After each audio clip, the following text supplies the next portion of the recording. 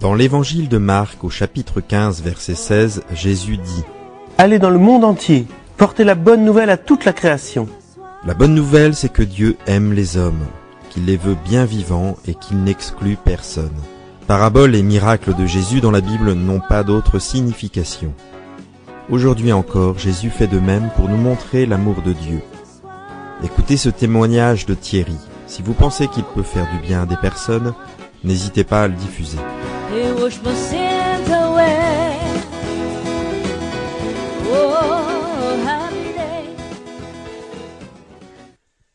Dieu est tendresse et pitié. Dieu est tendresse et pitié.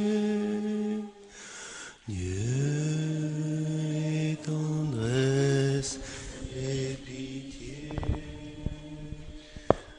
Dieu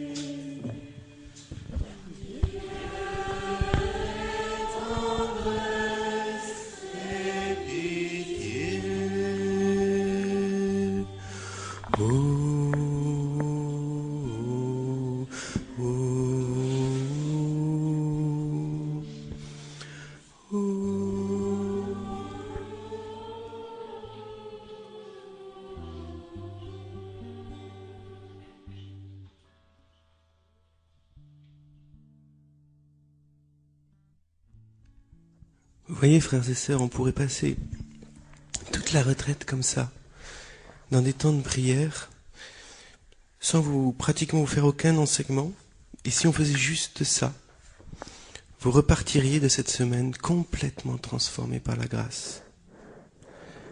Complètement transformé par la grâce. Parce que le Seigneur s'adresse à nos intelligences.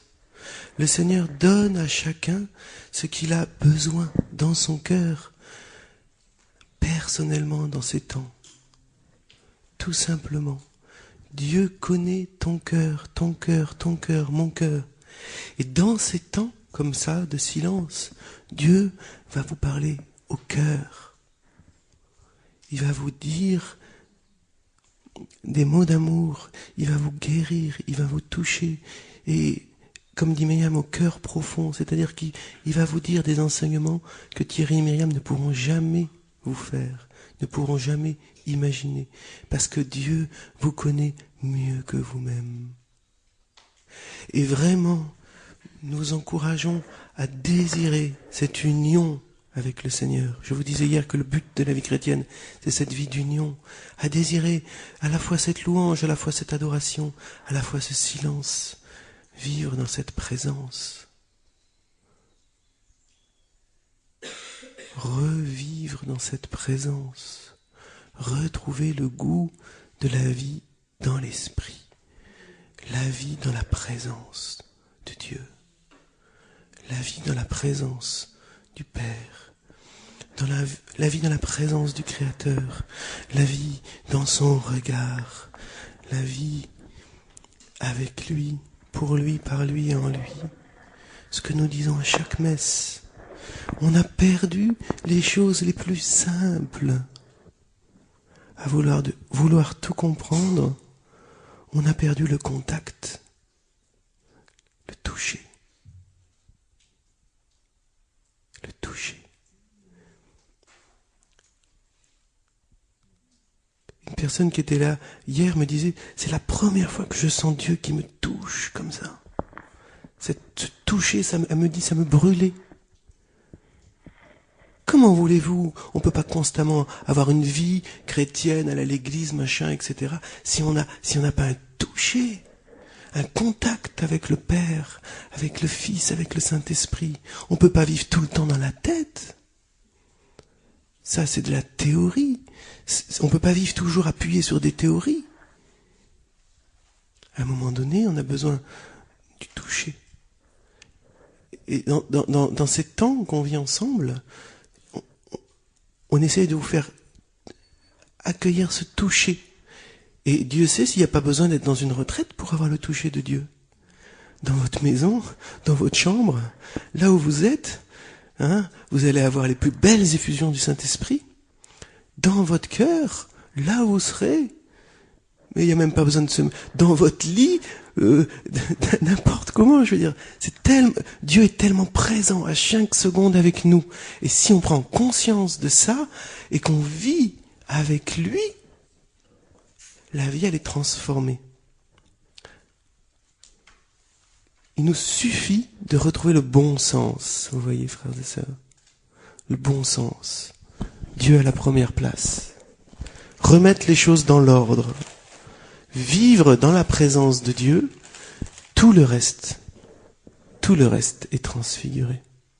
Tout le reste est transformé.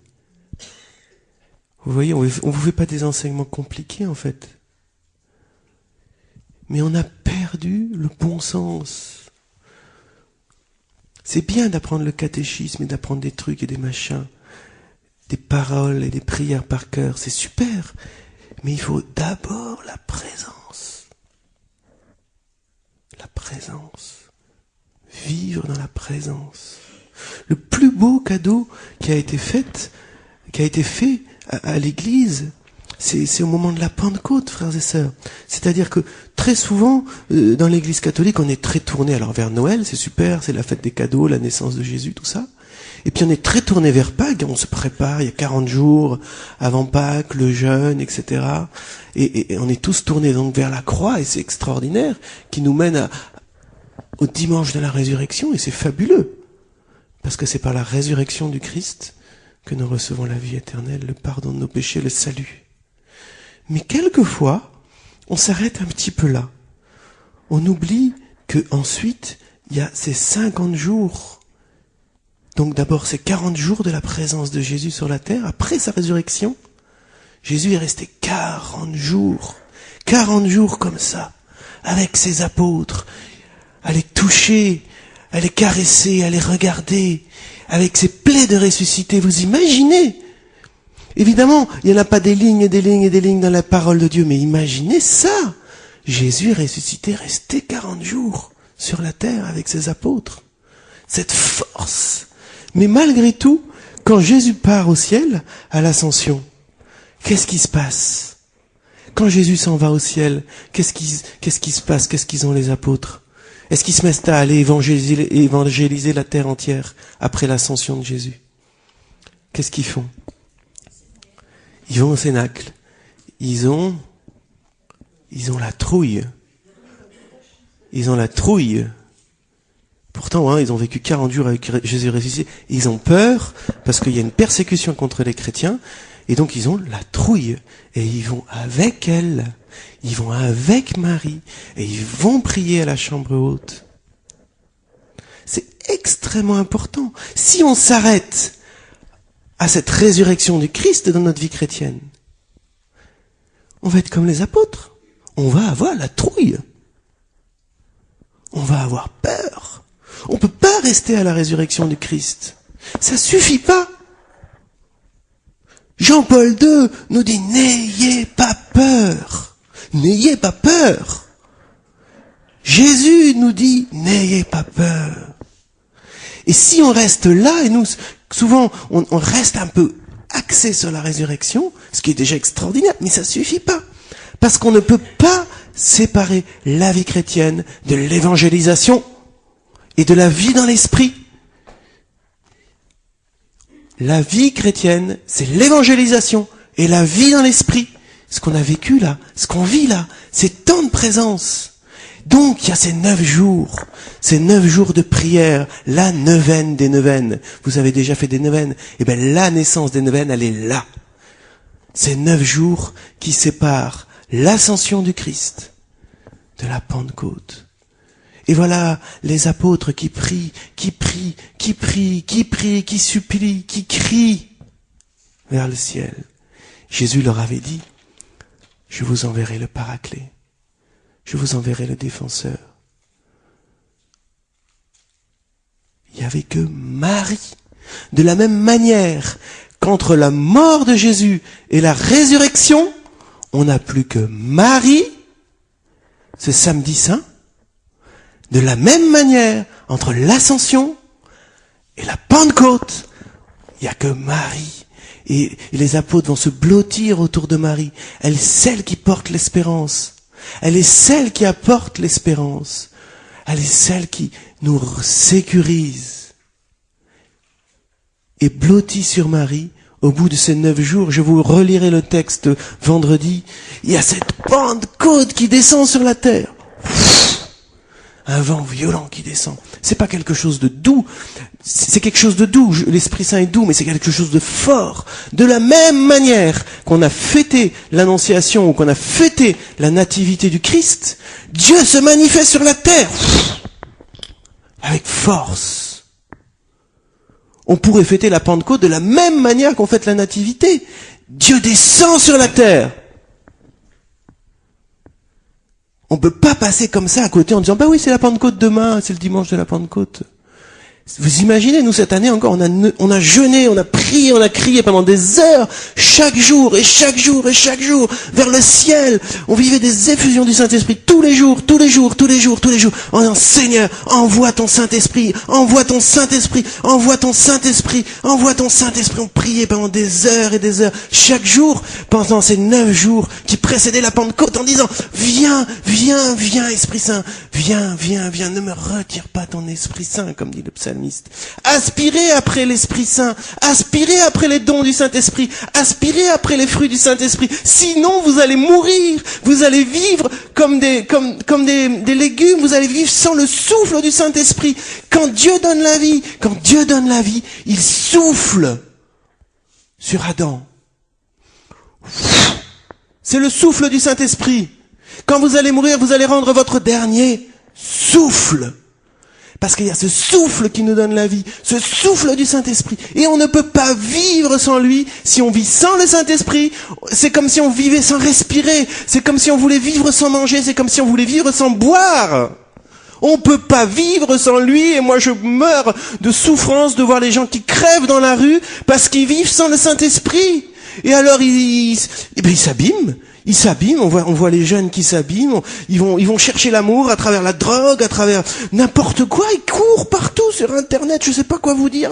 Ils cherchent l'amour. Mais où est l'amour? Où est l'amour? Où est l'amour? Ils en peuvent plus, nos jeunes. Ils en peuvent plus. Ils ont besoin de l'amour. C'est une personne. Dieu est amour. Jésus, le Père et le Saint-Esprit, Dieu est amour. Il faut leur donner à boire à ces petits, c'est pas possible. Le peuple a soif. Vous voyez, Jésus sur la croix, il dit, j'ai soif. Et on doit demander au Seigneur qu'il mette en nous cette soif qu'il avait, cette soif qu'il a des âmes. Il en peut plus, le Seigneur, de voir ces petits qui courent partout, parce qu'on leur dit, tu vas trouver l'amour là, tu vas trouver l'amour là, tu vas trouver l'amour là, et on leur raconte n'importe quoi, et c'est des idoles, et des idoles, et des idoles, et ils cherchent, et on voit cette petite qui va mourir, l'anorexie, qui fait 20 kilos, et l'autre qui va s'abîmer tout, mais c'est pas possible, il faut maintenant porter le message de la bonne nouvelle. On peut pas être chrétien, et pas évangéliser. On peut pas vivre dans l'esprit, et ne pas porter le message de la bonne nouvelle. Je vous interdis de revenir à une de nos journées si vous n'amenez pas quelqu'un.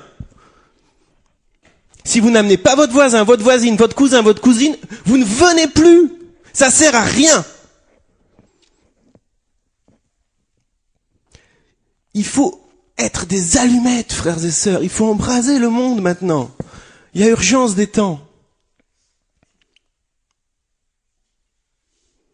On peut pas consommer, il faut se mettre en route aussi. Nous, on a amené notre petite voisine dimanche dernier, mais elle a vécu une effusion du Saint-Esprit. Maintenant, alors évidemment, elle est dans le New Age à fond, mais elle cherche maintenant. Elle a dit, je vais acheter des CD, des machins. Ça se fait pas forcément une seconde comme ça, mais maintenant elle cherche. On lui a montré, tu avais soif. Elle a été chez les voyantes, elle a été chez tous les machins qui font des passes, je sais pas quoi. Elle a vu des tas de trucs, des tas de médecine par là, je sais pas quoi. Elle cherchait. Et là, on lui a dit, c'est là. Tu as soif, c'est là qu'il y a l'eau qui coule. L'eau et le sang qui te donnent la vie. Et pourtant, elle a 65 ans, 70 ans. Toute sa vie, elle avait cherché. Personne ne lui avait dit. Où était la source? Pourtant, elle allait à l'église. Elle allait à l'église de temps en temps, parce qu'elle fait chanter la chorale. Mais elle avait pas touché, elle s'était pas laissée toucher par la puissance du Saint-Esprit. Elle s'était pas laissée toucher par Dieu. Elle dit, oh non, moi, chaque fois que je vais à l'église, ils font la tête, tout ça. Ça l'énervait, quoi. Et on la comprend. C'est pas de sa faute, c'est pas de la faute de l'église. Il y a la faute à personne là-dedans. On n'est pas là pour chercher des coupables. C'est Satan qui cherche des coupables. On a un sauveur. Un sauveur. Il n'y a plus de coupables maintenant. Il n'y a plus de coupables. Il n'y a plus que des sauvés. Il n'y a plus de condamnation. La condamnation, elle est levée en Christ. Il n'y a qu'un seul accusateur, c'est le diable. On va pas regarder vers lui. On va regarder vers Jésus. On va plus accuser. On va être des êtres de bénédiction, des êtres d'amour, parce qu'on va vivre dans l'esprit, parce qu'on va être tourné toujours vers lui. Je vais vous dire un tout petit truc là que le Seigneur m'a montré. Pourquoi finalement on n'arrive pas à vivre suffisamment dans l'esprit? Romains 8. La libération par l'esprit. Si vous voulez mieux connaître l'Esprit Saint, vous pouvez lire Romains 8, c'est un très beau texte. Oui. Si vous voulez lire Romains 8 cet après-midi devant le Saint-Sacrement ou dans la promenade. labonne-nouvelle.fr. Cet enregistrement rentre dans le cadre de la nouvelle évangélisation. Il est porté par la revue La Bonne Nouvelle. Il n'a pas de prix de vente et ne peut être mis dans le commerce. Il est diffusé gratuitement. Si vous souhaitez nous aider, merci d'envoyer votre don à La Bonne Nouvelle, boîte postale 24, 53 170, Saint-Denis-du-Maine, France. labonne-nouvelle.fr